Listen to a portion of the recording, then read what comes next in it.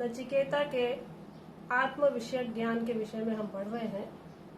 वो यही ज्ञान यमराज से प्राप्त करना चाहता है, लेकिन यमराज उसे अनेक प्रलोभन देकर इसके अतिरिक्त कोई और वर मांगने के लिए बाध्य करते हैं, लेकिन नचिकेता नहीं मानता और वो कहता है कि आप जो प्रलोभन मुझे दे रहे हैं, चाहे वो मर्त्य लोक के हों चाहे देव लोक के हों, सभी मेरे किसी काम के नहीं हैं, क्योंकि मर्त्य लोक में होने वाले जो भी आप प्रलोभन दे रहे हैं मुझे, वो सब नश्वर हैं, क्षण भंगुर हैं और मुझे वो सब नहीं चाहिए। मुझे केवल आपसे आत्मा के बारे में उपदेश ही सुनना है और यही मेरा तृतीय वर है जो आप मुझे प्रदान कीजिए।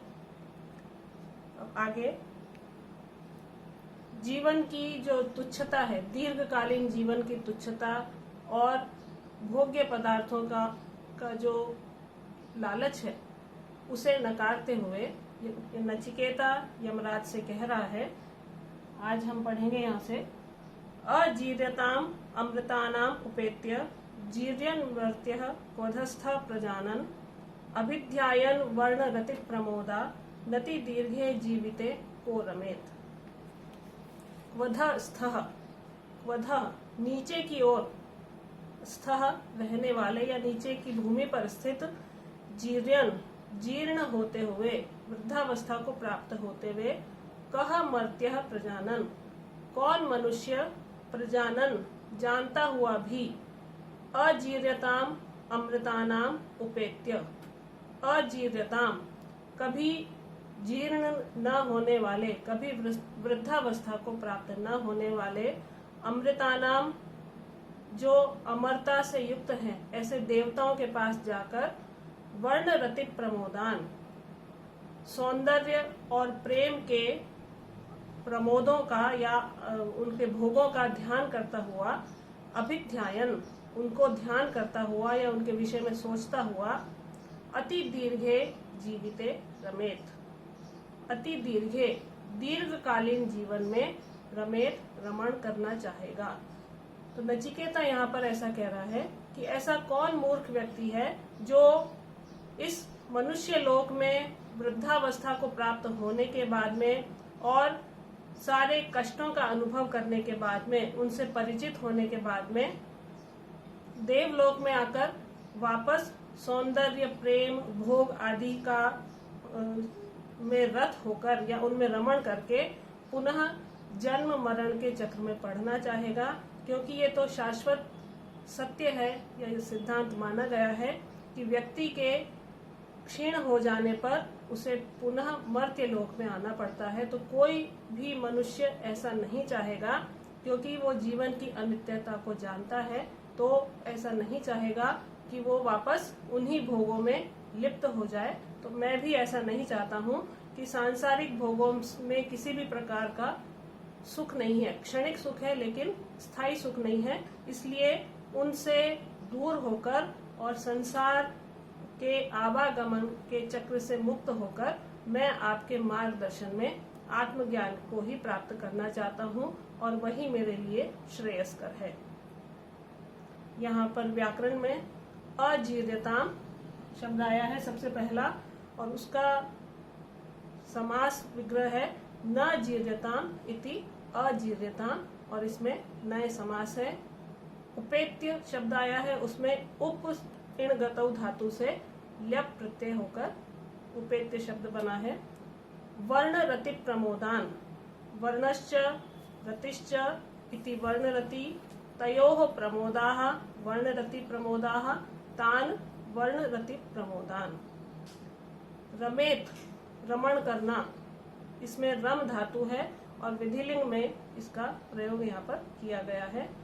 प्रजानन अच्छी तरह से जानता हुआ, इसमें प्र उपसर्ग से ज्ञा धातु और क्षत्रिय प्रत्यय का प्रयोग यहाँ पर किया गया है। तो नचिकेता उन प्रलोभनों को एक एक करके किस तरह से नकार रहा है या उनको अस्वीकार कर रहा है, वो उसके साथ में तर्क भी दे रहा है, और वही तर्क हम यहाँ पर पढ़ रहे हैं। और वो कह रहा है कि किसी भी प्रकार का सुख नहीं है इनमें, क्षणिक सुख होता है, लेकिन स्थायी सुख वो चाहता है और इसीलिए वो अपने जो वर है उस पर अडिग है, अपना दृढ़ निश्चय वो यहाँ पर बता रहा है। और प्रथम अध्याय की प्रथम वल्ली का अंतिम मंत्र हम आज पढ़ रहे हैं।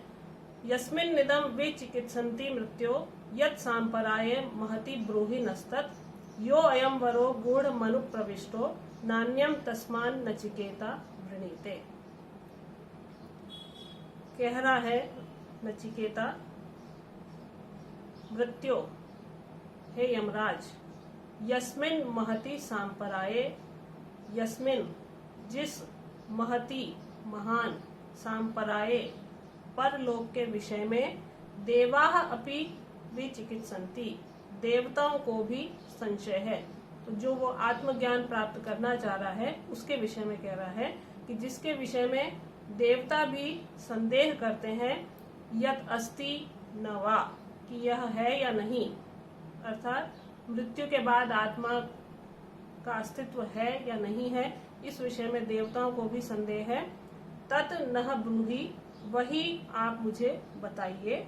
अयम वरः, ये जो वर है, गूढ़म अनुप्रविष्टः, गूढ़म गहनता में, अनुप्रविष्टः प्रविष्ट है, इसलिए तस्मात् नचिकेता, इसलिए नचिकेता अन्यम वरम न वृणीते, कोई अन्य वर आपसे नहीं चाहता है, यही वरदान आप मुझे दीजिए जिसके विषय में आपने कहा है कि देवता भी जिसके बारे में संदेह करते हैं बहुत गूढ़ है, मैं उसी गूढ़ ज्ञान में प्रवेश करना चाहता हूँ आपके माध्यम से, इसलिए आप मुझे ब्रूहि, आप मुझे विशेष रूप से उसका उपदेश दीजिए।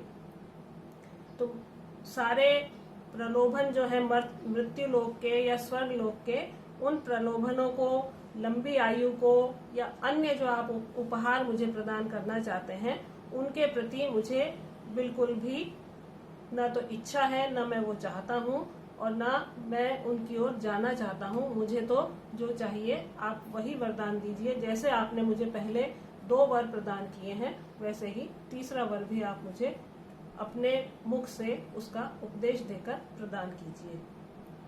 तो आत्मज्ञान के प्रति नचिकेता की जो जिज्ञासा है या उसका जो दृढ़ निश्चय है वो यहाँ पर दिखाई दे रहा है, और उसी गूढ़ और रहस्यात्मक ज्ञान को वो यमराज के मुख से जानना चाहता है। और यहाँ पर प्रथम अध्याय की प्रथम वल्ली यहाँ पर समाप्त होती है, और इसमें हम कुछ व्याकरण भी देख लेते हैं। सांपराये, परलोक को कहा जाता है। संपरः ईयते इति सांपरायः, तस्मिन्, सांपराये सप्तमी एक वचन का ये रूप है। अनुप्रविष्टः, अनु उपसर्ग पूर्वक प्र उपसर्ग और विष प्रवेशने धातु से त प्रत्यय होकर अनुप्रविष्टः शब्द बना है। और मृत्यु शब्द जो है वो यमराज के लिए संबोधन के रूप में प्रयुक्त हुआ है। तो यहाँ पर हमने मृत्यु शब्द देखा है और अंतक शब्द भी हमने पढ़ा था यमराज के लिए, अंत करने वाला। तो ये कुछ विशेषण है जो इसके बाद में हम इसका एक बार पुनः अभ्यास करेंगे। तो यहाँ ये प्रथम वल्ली समाप्त होती है। तो इसमें हमने संक्षिप्त में एक बार चर्चा करते हैं कि सबसे पहले तो हमने नचिकेता के विषय में पढ़ा कि बहुत आज्ञाकारी बालक है, पिता के प्रति उसकी बहुत अपूर्व भक्ति है, दृढ़ निश्चयी है, जिज्ञासु प्रवृत्ति का है। ये हमने उसके विषय में पढ़ा, उसके चरित्र के बारे में पढ़ा। और उससे पहले हमने ये भी पढ़ा कि यज्ञ में किस प्रकार की दक्षिणा दी जानी चाहिए। यज्ञ का फल उसी से मिलता है कि उचित दक्षिणा, देय वस्तुओं का दान यदि किया जाता है तभी यज्ञ का फल प्राप्त होता है, कामनाएं पूरी होती हैं, वो भी हमने पढ़ा। और अतिथि का महत्व भी हमने इसी प्रथम अध्याय की प्रथम वल्ली में पढ़ा कि अतिथि का उचित सत्कार करने पर क्या होता है और सत्कार न करने पर क्या होता है, किस तरह का नाश होता है व्यक्ति का, वो हमने इसमें पढ़ा था। और उसके बाद में 3 वरदानों के बारे में पढ़ा जो नचिकेता ने यमराज से मांगे थे। 3 वर। पहला था अपने पिता की प्रसन्न हो जाना, उनका क्रोध शांत हो जाना। दूसरे वर में उसने मांगा था स्वर्ग को प्राप्त कराने वाली अग्नि विद्या, और तीसरे वर में उसने मांगा आत्म विषयक ज्ञान।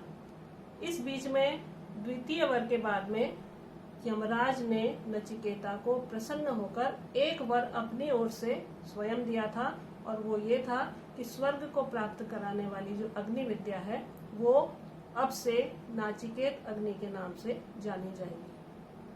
तो 3 वरों के बारे में पढ़ लिया, अतिथि सत्कार के बारे में पढ़ लिया, नचिकेता के चरित्र के बारे में हमने जाना, और इसके अतिरिक्त यज्ञ के पश्चात दी जाने वाली दक्षिणा का जो महत्व है उसके विषय में भी हमने पढ़ा था। तो यहाँ पर तृतीय वल्ली समाप्त, प्रथम अध्याय की प्रथम वल्ली समाप्त।